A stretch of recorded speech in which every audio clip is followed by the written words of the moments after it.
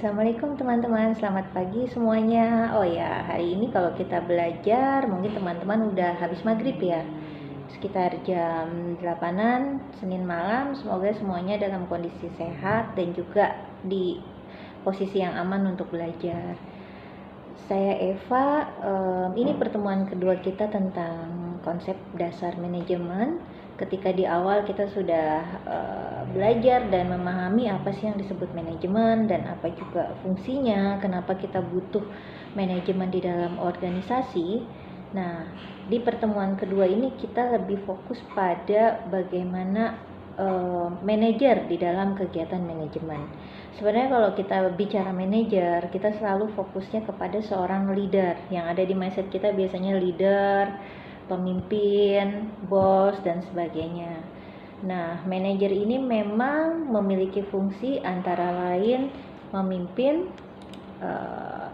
dan juga mengontrol, mengawasi, dan mengevaluasi. Ya, kalau misalnya di pertemuan pertama kita lebih fokus pada manajemen sebagai fungsi untuk merencanakan, fungsi untuk melakukan atau mengimplementasikan, yang ketiga fungsi mengawasi, yang keempat fungsi mengevaluasi. Itu dari sisi manajemen. Dan sekarang kita membahas dari sisi pelakunya atau orang yang melakukan. Nah, kalau kita lihat sendiri, manajer itu memang dia bertanggung jawab secara langsung untuk memastikan kegiatan dalam organisasi yang dijalankan oleh pengemban tugasnya. Jadi memang manajer sudah ditunjuk oleh organisasi atau perusahaan atau apapun lembaga itu sehingga dia memastikan bahwa semua rencana kegiatan berjalan dengan lancar sesuai target. Ya. Ketika seorang diangkat menjadi manajer, dia memiliki keahlian manajemen, antara lain satu keahlian teknis, dua keahlian komunikasi, ketiga keahlian konseptual, dan keempat yang penting juga yaitu keahlian pengambilan keputusan. Nah, ketika kita bicara keahlian tentang global, gimana sih seorang manajer harusnya, ya dia tidak hanya fokus di satu keadaan negara tapi juga lintas negara bahkan budaya, dan ini biasanya berlaku di organisasi-organisasi atau perusahaan-perusahaan multinasional yang punya kantor pusatnya ada di luar negeri atau antar benua. Seperti contohnya kalau kerja di Starbucks pastinya kantor pusatnya ada di New York, makanya minimal leaders di level store manager atau operation manager harus punya manajemen global ini, skills ini.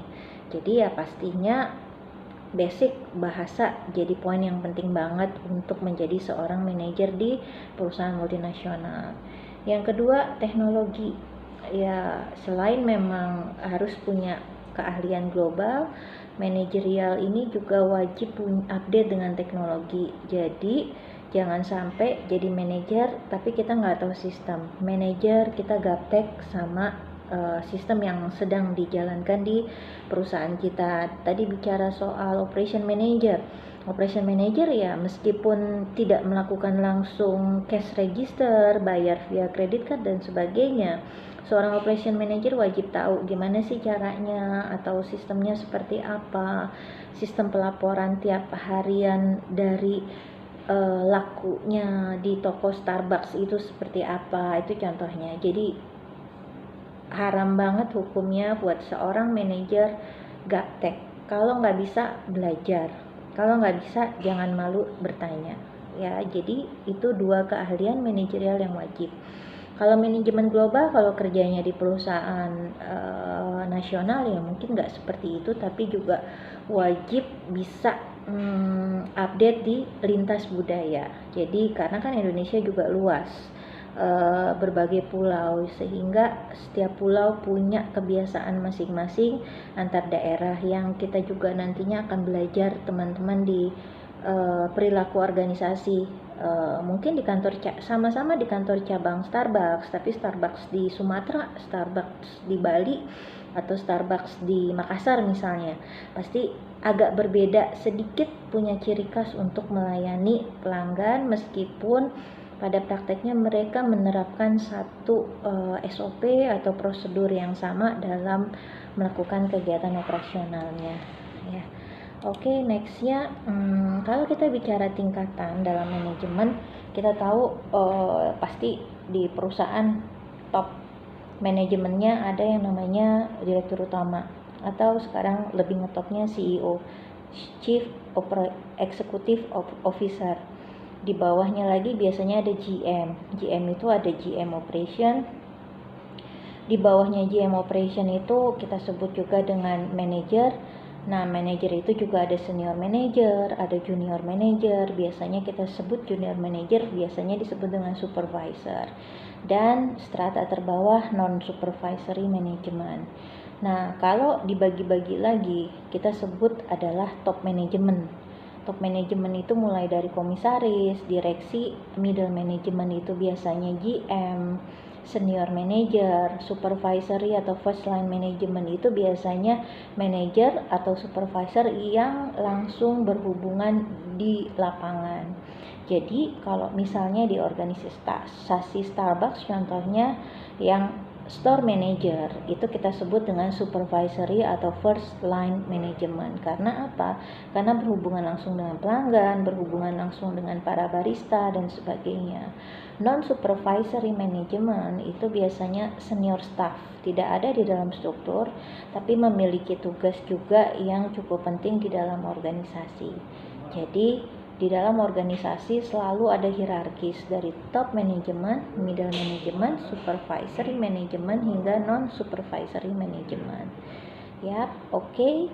Next, ada pertanyaan? Kalau ada pertanyaan langsung aja share pertanyaannya di grup WhatsApp ya teman-teman ya. Oke, kita lanjut lagi. Nextnya ya, ini kalau di dalam struktur organisasi mungkin teman-teman di tugas pertama sudah mencoba melakukan tugas ini. Tingkatan manajemennya ada seperti ini. Jadi ada direktur, wakil direktur. Wakil direktur itu bisa juga disebut dengan GM biasanya. Direktur itu bisa disebut dengan CEO. CEO itu kalau di perusahaan yang sangat besar lagi membawahi CFO atau Chief Financial Officer yang membawahi bagian keuangan. Jadi levelnya di bawah direktur utama tapi di atas GM. Atau ada lagi COO atau Chief Operation Officer. Chief Operation Officer ini atau disebut juga GM Operation, dan biasanya di perusahaan-perusahaan retail yang besar yang ada pabriknya punya COO. Ya, jadi memang kalau kita gambarkan sangat kompleks organisasinya ya teman-teman ya. Jadi lalu di bawah, jadi memang jenjangnya sangat tinggi ke strukturnya ke atasnya.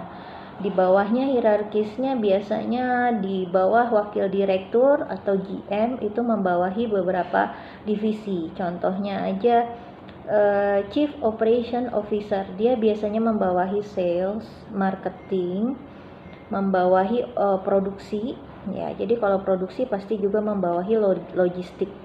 Nah, terus bagaimana dengan Chief Finance Officer? Biasanya CFO ini membawahi pastinya keuangan, pajak, accounting, tax, SDM. Nah, purchasing ini biasanya ada di sini.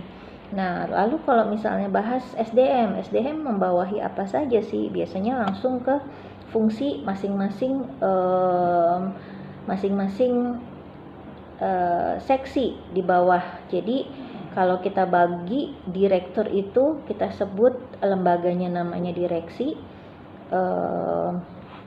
GM atau CEO atau COO itu biasanya membawahi divisi.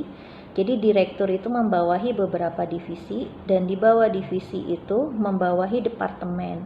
Jadi manajer biasanya membawahi departemen. Kalau dia membawahi divisi, kita nggak sebut manajer, kita sebutnya GM atau COO. Jadi kalau hanya manajer saja jabatannya, misalnya manajer HR, manajer finance, biasanya dia hanya membawahi departemen. Ya, dan di bawah seorang manajer akan membawahi beberapa seksi atau kalau posisinya seorang manajer akan membawahi beberapa supervisor. Nah, supervisor ini memimpin beberapa seksi. Misalnya contohnya manajer personalia akan membawahi seksi payroll, bagian penggajian, seksi administrasi, seksi rekrutmen, seksi pelatihan, seksi hubungan industrial. Hubungan industrial ini yang mengurusi peraturan perusahaan, hubungan perusahaan dengan pihak luar, dan juga kepatuhan perusahaan terhadap undang-undang ketenagakerjaan. Kalau kita misalnya hubungkan dengan Omnibus Law yang sedang marak akhir-akhir ini, Omnibus Law itu masuknya di area SDM atau manajer personalia dan difokuskan pada industrial relation. Ya, jadi teman-teman bisa lihat seperti itu. Tapi sekarang pertanyaannya adalah gimana kok zaman sekarang banyak sih jabatan namanya bukan rekrutmen supervisor tapi rekrutmen manager. Wah, kalau misalnya rekrutmen manager pasti dia reportnya bukan lagi ke HRD manager, pasti dia reportnya minimal ke GM HR atau General Manager HRD. Jadi kalau misalnya sudah ada levelnya manager tapi dia sebenarnya hanya bagian atau seksi atau sub dari satu departemen, otomatis dia ada atau bekerja di satu perusahaan yang kapasitas karyawannya minimal 1.000 orang, ya.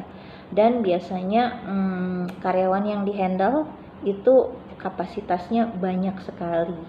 Jadi kita lihat bagaimana sebuah organisasi juga bisa harus membuat strukturnya itu lebih efektif dan efisien dengan membuat struktur organisasi seperti ini, ya. Oke, nah ini juga teman-teman bisa lihat contohnya lagi.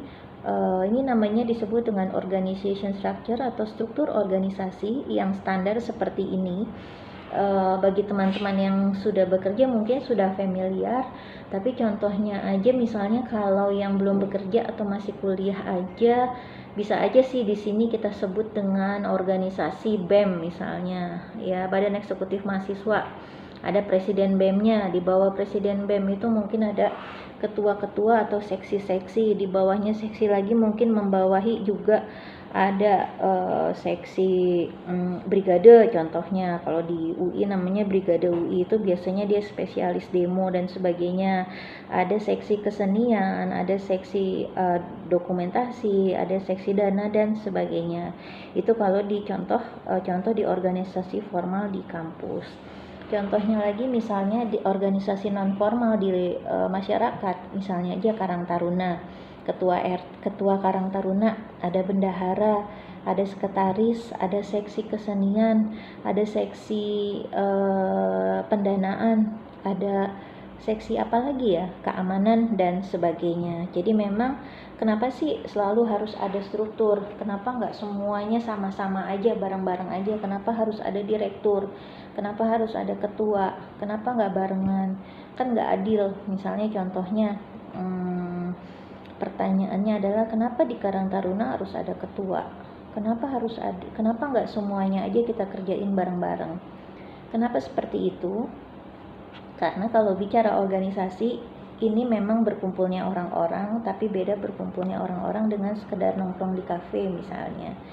Masing-masing dalam organisasi itu punya tujuan. Bahkan organisasi yang paling kecil atau organisasi yang paling sederhana seperti Karang Taruna pasti mereka punya tujuan. Misalnya satu contoh kesejahteraan bagi anggotanya, meningkatkan kekompakan antar warga.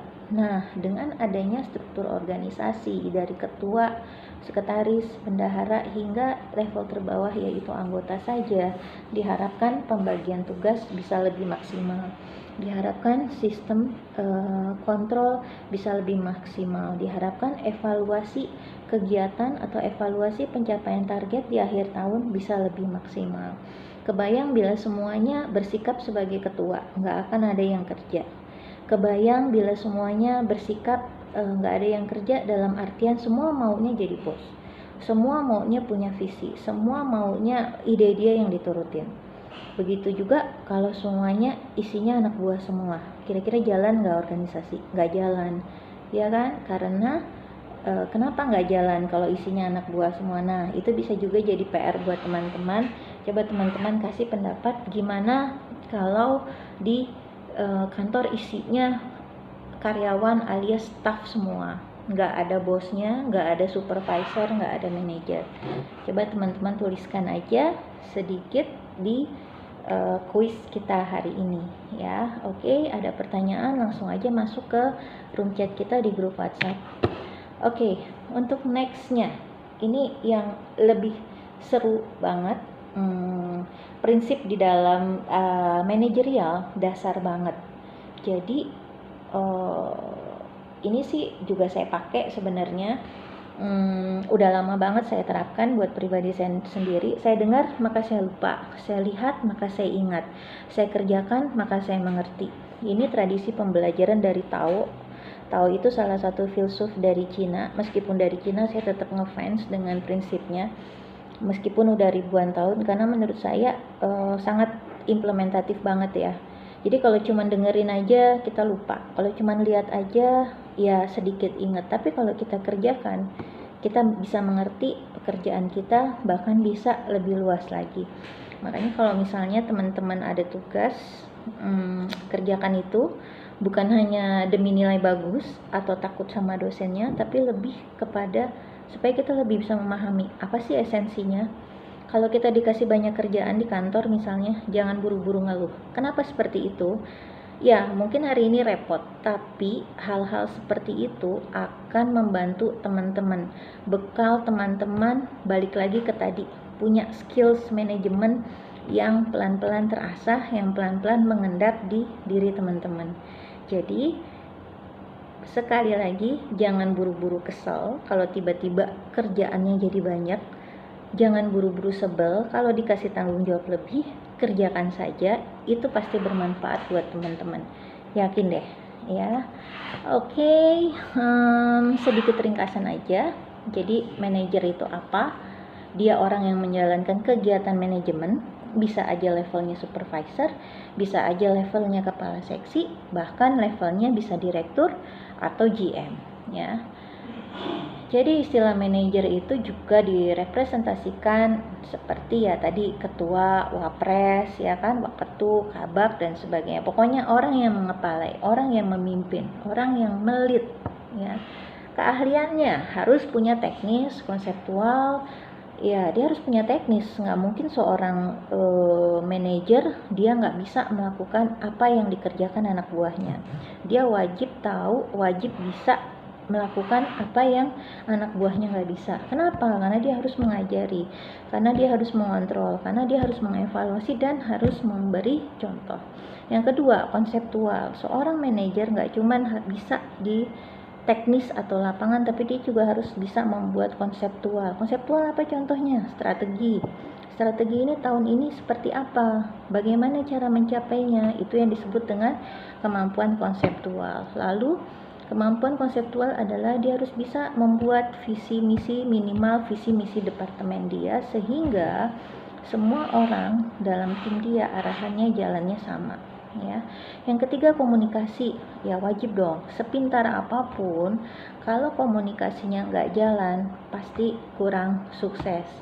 Kita ingat teorinya salah seorang psikolog, saya lupa ya, Maslow atau siapa, yang menjamin kesuksesan orang di dalam satu perusahaan 30%-nya mungkin IQ, tapi 70%-nya apa coba?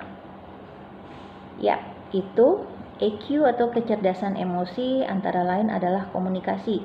Kebayang kita punya bos yang IQ-nya 200, gelarnya PhD, tapi dia nggak bisa kerja sama orang. Pasti anak buahnya semua ngeluh, pasti kliennya ngeluh, ya. Atau memang IQ-nya udah jenius banget, tapi dia nggak bisa empati sama anak buahnya. Dia misalnya nggak bisa beramah tamah dengan kliennya, percuma. Jadi memang ketika IQ hanya bermain maksimal 30% dalam kesuksesan orang, tapi kalau kita sudah masuk di dalam dunia bisnis, di dalam dunia industri, EQ atau kecerdasan emosional antara lain komunikasi itu yang paling berperan akan kesuksesan kita. Ingat ya teman-teman ya, teman-teman boleh pintar, tapi ketika EQ kita rendah, bisa dipastikan 3-5 tahun lagi karir kita akan mentok di situ-situ aja. Yang next, selain teknis apalagi decision making atau pengambilan keputusan, dimana pengambilan keputusan ini penting banget. Seorang leader wajib tahu kapan dia bisa membimbing anak buahnya, memberi pengetahuan teknis secara detail. Oh ya, ini loh caranya nyalain komputer, caranya ngetik di Word, hingga bisa tahu kapan dia harus nanya saran ke anak buahnya atau mendelegasikan. Kapan dia direct, menyuruh, ayo kerjakan A, B, C, atau kapan dia bisa menilai anak buahnya sudah siap untuk didelegasikan. Itu yang disebut dengan decision making atau pengambilan keputusan. Next, yang terakhir, harus punya pengaturan waktu atau time management yang baik. Kebayang ada project yang jangka waktu harus selesai dalam 3 bulan. Bulan pertama dan bulan kedua santai-santai aja. Bulan ketiga di minggu keempat, di minggu terakhir baru gedabrugan. Semua stafnya harus lembur, pekerjaannya semua harus diselesaikan saat itu juga. Kira-kira yang stres siapa? Manajernya kah? Anak buahnya kah? Siapa yang stres? Rame-rame kan? Dan ngerjain sistem kebut semalam atau SKS seperti itu, kalau mahasiswa oke lah, masih bisa dimaafkan. Tapi kalau sudah bicara bisnis, sudah bicara industri, sudah bicara uang, manajer dengan time management yang buruk sudah bisa dipastikan akan menjadi manajer yang gagal. Itu pertama. Kedua, akan menjadi manajer yang tidak disukai bawahannya. Kenapa? Yang harusnya orang bisa lembur, bisa pulang tepat waktu, bisa weekend dengan nyaman, tapi karena ngejar target, diuber target, akhirnya harus lembur, weekend harus masuk kantor. Itu dia contoh dari manajer yang time manajemennya buruk. Jadi kalau teman-teman cita-cita mau jadi manajer yang baik, time manajemennya harus bagus. Contohnya apa? Sederhana aja, masuk kelas online tepat waktu, ngasih ngumpulin tugas tepat waktu, ikut UTS atau UAS tepat waktu. Dari pembiasaan-pembiasaan yang gak nyaman seperti itu, kita akan terbiasa untuk mengatur waktu kita dengan baik ya. A good manager is a good time manager. Oke, teman-teman. Ya, lalu ringkasan berikutnya adalah tingkatan manajemen di dalam organisasi ya. Kita selalu bicara organisasi profit, top management, middle management, supervisory hingga non supervisory. Itu yang paling bawah. Ya. Oke. Lalu bicara ilmu manajemen yang perlu kita ingat itu memiliki dua sisi. Ilmu manajemen nggak bisa dipisahkan dari sisi sains dan juga sisi seni. Kenapa nggak bisa dipisahkan dua mata uang itu? Nggak bisa bicara manajemen hanya sainsnya aja, hanya skillsnya aja. Ini manajer hebat banget, ini manajer sudah the best. Tapi dia nggak memiliki seni berkomunikasi, dia tidak memiliki seni dalam memimpin anak buahnya. Ini juga akan menjadi pisau yang akan kembali menusuk diri dia. Jadi memang bicara ilmu manajemen harus bicara sains dan juga seni, nggak bisa terpisahkan satu sama lain. Gitu ya teman-teman. Jadi untuk pertemuan kita kali ini membahas manajemen dari sisi orangnya atau dari sisi pelakunya. Kita akan bahas selanjut di grup WhatsApp. Sampai ketemu di grup WhatsApp di 0812-8065-8859. Terima kasih teman-teman semuanya. Wassalamualaikum warahmatullahi wabarakatuh.